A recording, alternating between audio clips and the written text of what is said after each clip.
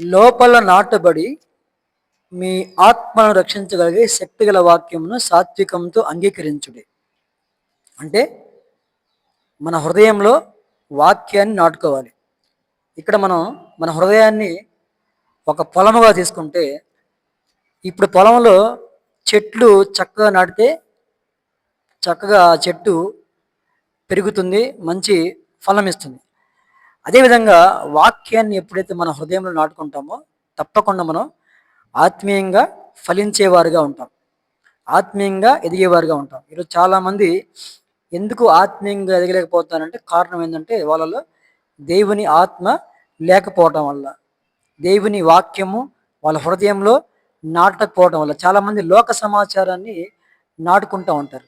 కాబట్టి వాళ్ళు ఆత్మీయంగా ఫలించే అవకాశం లేదు. కాబట్టి మనం ఆత్మీయంగా ఫలించాలంటే మన హృదయం అనే పొలంలో వాక్యాన్ని మాత్రమే నాటుకోవాలి. అప్పుడు మన హృదయము పరిశుద్ధపరచబడుతుంది. మనం దేవుని రాజ్యంలోకి ప్రవేశించే అవకాశం ఉంది. ఆమేన్.